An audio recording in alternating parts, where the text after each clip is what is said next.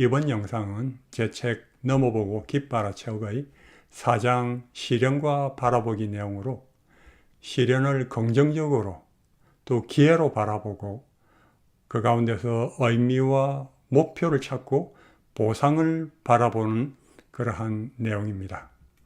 1975년도에 미국의 AT&T사가 재정적인 어려움으로 말미암아 합병을 통해서 조직 개편을 시도했고, 그런 가운데 많은 경영 간부들이 실직하거나 아주 낮은 보직으로 옮기게 되었습니다.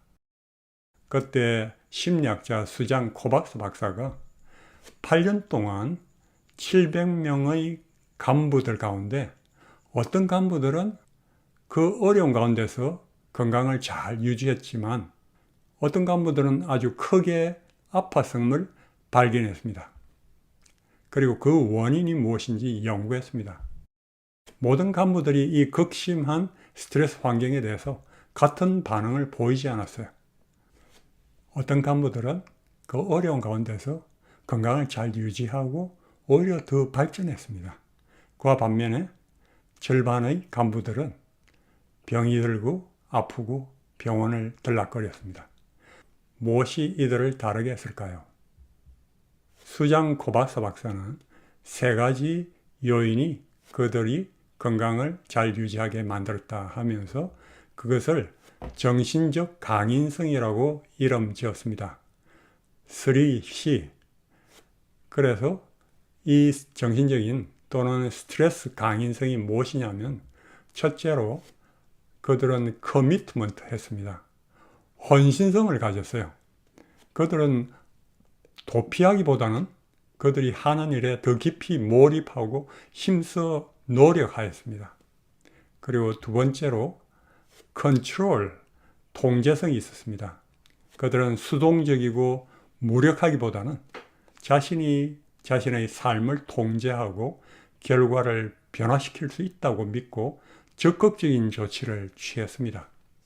셋째로 챌린지, 도전성입니다. 그들은 스트레스와 변화를 위협이 아닌 도전할 대상으로 보고 흥미를 가지고 이겨내도록 그렇게 노력을 했습니다. 이 세 가지 정신적 강인성이 있는 간부들은 스트레스성 질병 발병 위험이 절반밖에 되지 않았습니다. 펜실바니아 대학의 한 연구를 보면은 G그룹들에게 50%, 절반 정도가 암이 발생될 수 있는 암세포 양을 그 쥐들에게 주입을 했습니다. 그리고 한 그룹 A그룹은 그냥 그대로 둔 것입니다. 그랬더니 54%가 암에 걸리지 않았습니다. 그리고 B그룹은 전기 쇼크를 주었습니다. 속수무책이었어요. 이 그룹은 피할 수가 없었습니다. 쇼크를. 그랬던 이 B그룹은 23%만 생존했습니다. 그리고 C그룹은 전기 쇼크를 주고 나서 중간에 있는 발을 쥐가 누르면 쇼크가 중지하는 것입니다. 그러니까 이 쥐가 스스로 그 쇼크를, 그 역경을 컨트롤할 수 있는 상태가 된 것입니다. 이랬을 때 이 C그룹, 발을 누르면 그 쇼크가 중지되는 그 G그룹은 63%가 생존했습니다. 물론 이 B그룹, 속수무책 그룹은 완전히 절망적인 상태에서 암 전이가 신속하여서 가장 많이 죽었습니다. 그렇지만 흥미로운 것은 그대로 놓아둔 쇼크가 없는 그룹, 54%가 암에 걸리지 않은 그룹보다도 이 전기 쇼크를 주고 발을 누르면 중지할 수 있는 이 그룹은 63%가 살아남았습니다.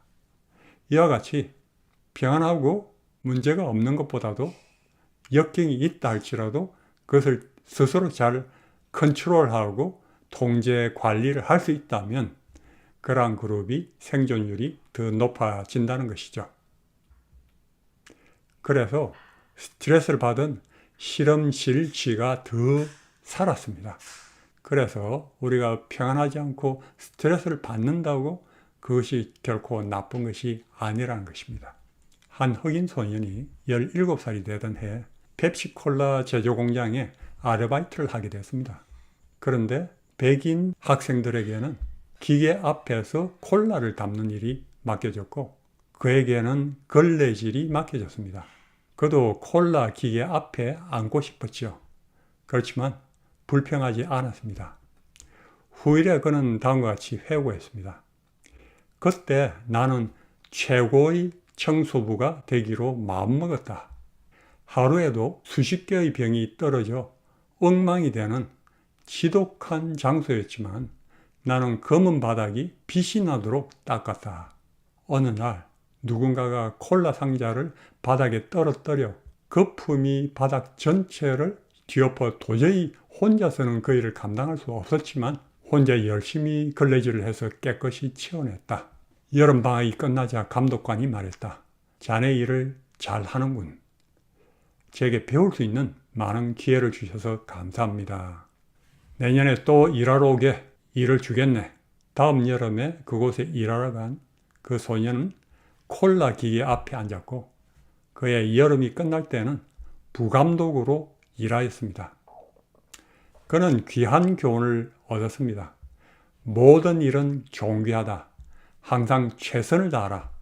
왜냐하면 누군가가 너를 보고 있기 때문이다. 이 이야기는 뉴욕 빈민가 출신인 콜린 파월 최초의 미국 국무장관이 경험하였던 일입니다. 그는 1991년 걸프만 전쟁 때 인명피해 없이 전쟁을 승리한 영웅이었고 미국 합참 의장이었습니다. 흑인으로는 처음으로 미국 대통령 후보로 거론됐을 정도로 영향력 있는 인물이었습니다. 이 콜린 파월이 어릴 때 한 이 경험도 불쾌한 일로 끝날 수 있었지만 그가 불평하지 않고 최선을 다했을 때 그가 성장하고 귀중한 교훈을 주는 좋은 사건이 되었습니다. 그 반면에 좋은 일이 생겼는데 잘 대응하지 않아서 나쁜 일로 변하는 사례들도 허다합니다. 사실 어려운 일이 생길 때는 잠잠히 숙고하는 것이 좋고 필요합니다. 왜냐하면 나쁜 일에 좋은 일이 있을 수 있기 때문입니다. 노자 도덕경 58장에 나오는 화복의복이란 말이 있습니다. 이 말은 지향화자, 복복자, 기댈 의자, 엎드릴 복자로 화는 복의 옆에 기대 있고 복은 화 속에 엎드려 있다라는 뜻입니다. 이 말은 화나 복이 서로 기대고 엎드린다는 뜻으로 화 가운데 복이 있고 복 가운데 화가 있어서 화와 복은 항상 돌고 도는 것이라는 의미죠. 그래서 우리는 화 가운데 복을 찾고 복 가운데서 화를 조심하는 것이 좋다는 것이죠. 도스토옙스키는 이런 말을 했습니다. 큰 지성과 깊은 마음을 가진 사람에게 고통과 괴로움은 언제나 불가피한 것이다. 내 생각으로는 진정으로 위대한 사람은 땅에서 반드시 큰 슬픔을 겪어야 한다 라고 했습니다. 수십 년간 나환자를 치료한 나환자 의사인 폴 브랜드 박사는 이렇게 말을 했습니다. 나환자의 경우 나병이 통증을 느끼는 능력을 파괴하여 손가락이나 발가락이 불에 타도 느끼지 못하므로 결국 그것을 잃게 되는 결과를 초래한다. 고통은 훌륭하게 고안된 훌륭한 책이며 하나님이 인간에게 주신 가장 높은 선물 가운데 하나이다 라고 했습니다. 저는 때로 통증이 참 우리에게 얼마나 고마운 것인가 생각하게 됩니다. 통증이 없으면 계속 나쁜 것을 하여서 이 치아에 좋지 않은 것들을 계속 먹고 함으로 말미암아 치아가 통증이 없으면 계속해서 충치가 되고 망가져도 알지 못할 거라고요. 그렇지 않고 우리가 통증을 감지할 수 있기 때문에 우리가 그런 나쁜 결과를 미연에 방지할 수가 있는 것이죠. 고통, 통증은 참 우리에게 좋은 것이다. 우리가 그렇게 생각하는 것이 좋습니다. 그리고 프랑스 철학가는 이렇게 말했습니다. Out of difficulties grow miracles. 어려움 속에서 기적이 자라난다. 떨고 하지만 어떤 사람들은 큰 파도를 오히려 즐깁니다. 그와 마찬가지로 우리의 삶에서 다가오는 역경도 두려워하고 떨지 말고 오히려 그것을 즐길 수 있도록까지 우리가 우리 자신을 준비하는 것이 좋다는 것이죠. 또한 C.S. 루이스는 고난은 종종 평범한 사람들을 비범한 운명으로 준비시킨다 라고 했습니다. 어려움이 닥치는 상황 또는 사건이 생기게 되면 사람들은 1차적으로 그 사건 상황에 대해서 평가합니다. 그것에 대해서 위협을 느끼지 않게 되면 스트레스를 받지 않습니다. 그와 반면에 위협을 느끼게 되면 두 번째로 2차 평가를 합니다. 그래서 자신이 그 어려움을 대처를 할 수 있는 가능성이 있다고 여기면 긍정적인 스트레스를 갖게 됩니다. 그와 반면에 자신이 그 위기를 이길 수 있는, 대처할 수 있는 것이 불가능하다고 느끼게 되면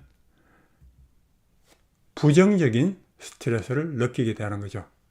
그래서 그 상황, 그 역경, 위기, 문제, 사건이 어떤가 하는 1차적인 평가를 넘어서 자기가 스스로 얼마만큼 그것을 잘 감당하고 이길 수 있는가, 그 역량을 가지고 있는가, 그것을 잘 발전시키고 강화시키는 것이 그만큼 중요하다는 것이죠. 도스토옙스키는 이렇게 말합니다. 지금 바람 속에 있는가? 고통의 한계에 이르렀다고 생각되는가? 생이 타는 듯한 상처로 느껴지는가? 그렇다면 스스로 큰 그릇을 예비하는 시간이라 믿어라. 슬픔에 무릎 꿇지 말아라. 여기 실제로 있었던 한 얘기를 말씀드리겠습니다. 셀리 굿리치라고 하는 미국인 여인이 있습니다.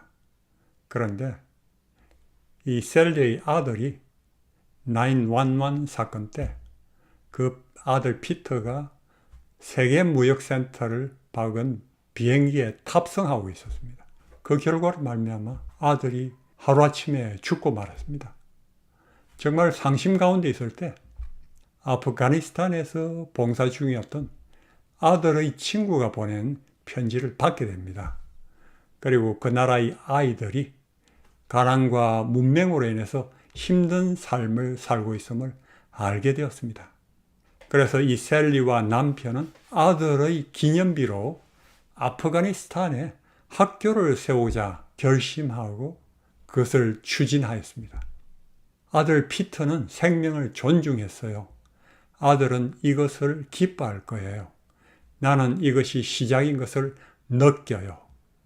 학교를 짓기 위해 셀리와 남편은 학교와 교회, 클럽 등의 참여자들을 모집하고 이웃 사람들과 함께 모금을 했습니다.